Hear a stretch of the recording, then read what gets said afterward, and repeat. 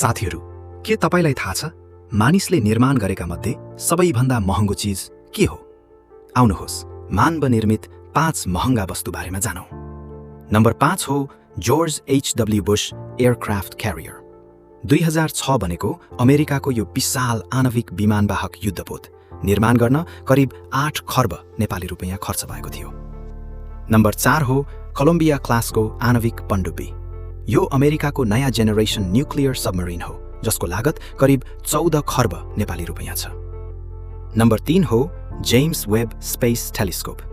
ब्रह्माण्डको सबैभन्दा टाढासम्म हेर्न बनाइएको यो विशाल टेलिस्कोप बनाउन करिब 15 खर्ब नेपाली रुपैयाँ खर्च भयो।